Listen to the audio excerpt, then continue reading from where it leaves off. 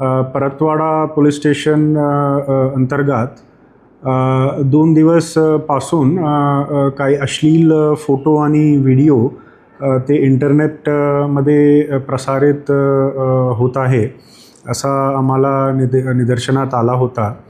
आणि आम्ही आमच्या स्तरावर पोलीस डिपार्टमेंटनी ते जे विक्टिम्स आहे त्यांचे फॅमिली मेंबर्सला संपर्क करण्याची प्रयत्न केला की त्यांची काही तक्रार आहे तर ते स्वतःहून पोलीस स्टेशनला येऊन दाखल करू शकतो, किंवा आमच्या महिला टीम साधे गणवेशाने त्यांच्या घरी पाठवू शकतो.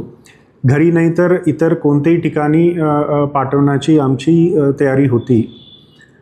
पण 2 दिवस पासून काही झाला नाही म्हणून आम्ही कालच्या दिवशी रात्री स्वतःहून गुन्हा दाखल केलेली आहे. ते गंभीर स्वरूपात ते गुन्हे आहे म्हणून आम्ही जास्त काही विलंब न करता कालच्या दिवशी रात्रीच्या वेळी आम्ही गुन्हा दाखल केलेली आहे. आणि जे संबंधित आरोपी जे आहे त्यांना रात्री कस्टडीमध्ये घेऊन त्यांना अटक पण केलेली आहे. आणि आज पासून ते तपासात जे आरोपीकडे जे मोबाईल डिव्हाइस ज्यामध्ये त्यांनी जे रेकॉर्डिंग किंवा फोटो काढलेली आहे ते पण आम्ही जप्त करणार. आणि जप्त करून ते तपासात जे करायची आहे ते आम्ही करणार.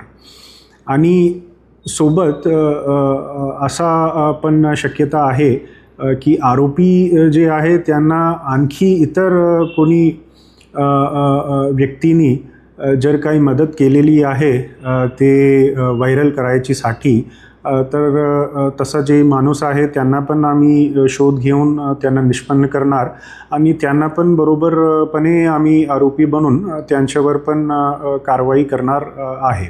आता त्याला PCR मिळालेला आहे 21 तारखेपर्यंतचा आणि पुढील तपास सुरू आहे.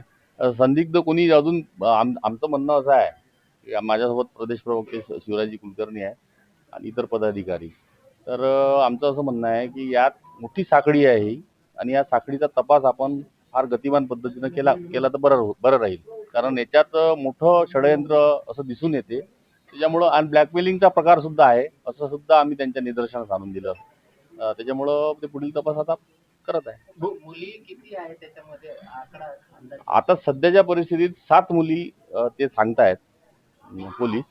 त्यापैकी एक अचलपूर, एक नागपूर, 3 अमरावती आणि 2 परतवाडा अशा 7 मुली आढळलेल्या आहेत. त्यांचे नाव गुप्त जरी असले तरी मी सर्व लोकांना आवाहन करतो, नागरिकांना, की जो नवीन पोक्सो कायद्यानुसार गुप्त पद्धतीनं नाव ठेवल्या जाते, त्याच्यामुळं घाबरण्याची कोणतीही आवश्यकता नाही. नाव हे अतिशय गुप्त पद्धतीनं म्हणजे न्यायालय असो, पोलीस असो, आम जनता असो, पेपर मीडिया जे त्याच्यापासून अतिशय अलिप्त ठेवण्यात येते.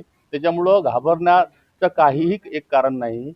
तक्रारकर्त्यांनी, पीडित लोकांनी, पीडित घरच्या लोकांनी सर्वांनी आपल्या जवळच्या लोकांशी संपर्क साधून, पोलीस स्टेशनशी संपर्क साधून, मी 24 तास या प्रकरणाची सेवेसाठी आहे. सगळ्याच प्रकरणाची सेवेसाठी जरी असलो तरी या प्रकरणात विशेष करून 24 तास सेवेसाठी असल्यामुळं संपर्क साधावा आणि आपलं नाव नोंदवून गुप्त पद्धतीनं. ज्या आरोपीला अटक केली तो MIMचा कार्यकर्ता असल्याचं पण आरोप, ते पण निदर्शनास आम्ही आणून दिलेलं आहे की तो आरोपी MIMचा आहे. त्याची सुद्धा चौकशी करण्यात यावी.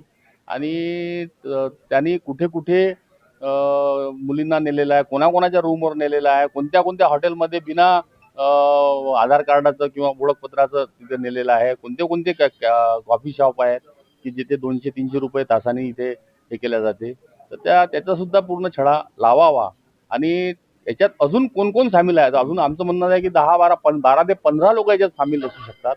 त्यामुळे त्यांचा सुद्धा तपास, त्यांना ताब्यात घेऊन त्यांचा सुद्धा तपास करण्यात त्या पीडित मुली आहेत तो ते 7 ते 8च आहे हा. का? कारण कालपासून जे आकडा दाखवला ते 180 मुली, 350 आता तपासाचा भाग आहे.